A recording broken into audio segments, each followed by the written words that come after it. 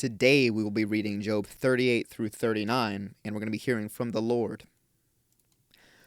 Then the Lord spoke to Job out of the storm. He said, "Who is this that obscures my plans with words without knowledge? Brace yourself like a man. I will question you, and you shall answer me. Where were you when I laid the earth's foundation? Tell me if you understand. Who marked off its dimensions? Surely you know. Who stretched a measuring line across it?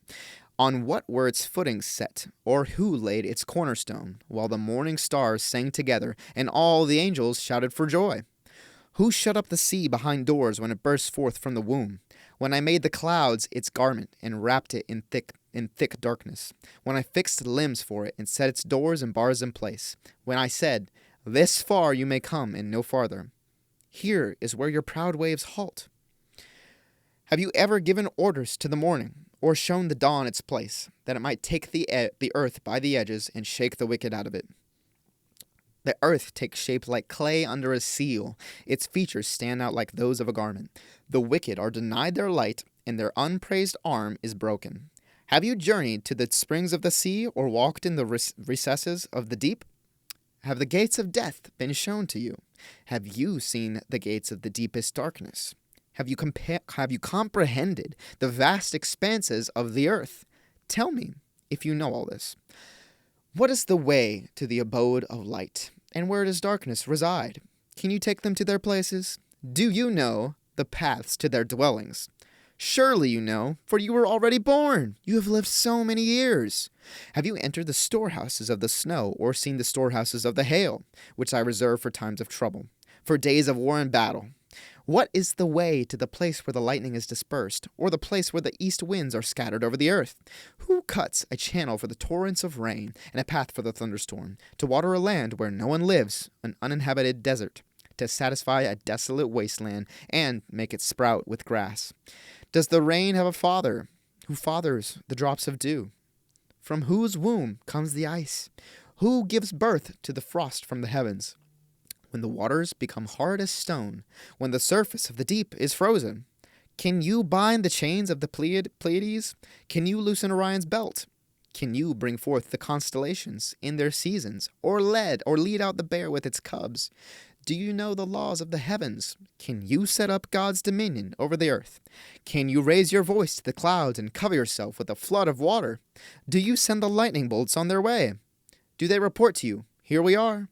Who gives the ibis wisdom, or gives the rooster understanding?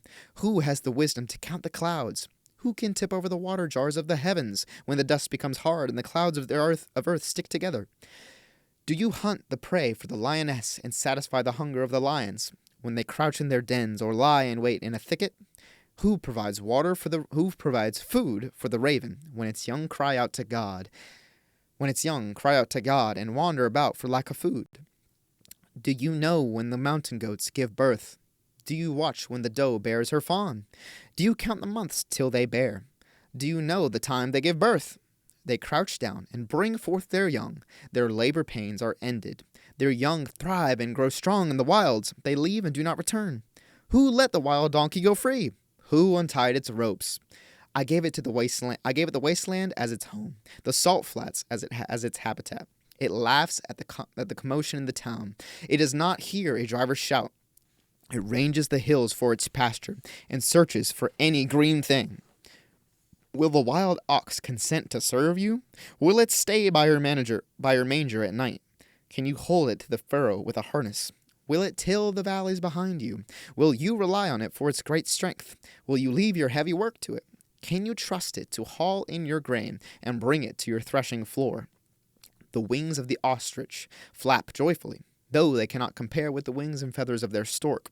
She lays her eggs on the ground and lets them warm in the sand, unmindful that a foot may crush them, that some wild animal may trample them. She treats her young harshly, as if they were not hers. She cares not that her labor was in vain, for God did not endow her with wisdom, or give her a share of good sense. Yet, when she spreads her feathers to run, she laughs at horse and rider. Do you give the horse its strength, or clothe its neck with a flowing mane? Do you make it leap like a locust, striking terror with its proud snorting? It paws fiercely, rejoicing in its strength, and charges into the fray. It laughs at fear, afraid of nothing, and it does not shy away from the sword. The quiver rattles against its side, along with the flashing spear and lance. In frenzied excitement, it eats up the ground. It cannot stand still when the trumpet sounds. At the blast of the trumpet, it snorts. Aha! It catches the scent of battle from afar, the shout of commanders, and the battle cry. Does the hawk take flight by your wisdom and spread its wings toward the south? Does the eagle soar at your command and builds its nest on high? It dwells on a cliff and stays there at night. A rocky crag is its stronghold. From there it looks for food. Its eyes detect it from afar. Its young ones feast on blood, and where the slain are, there it is.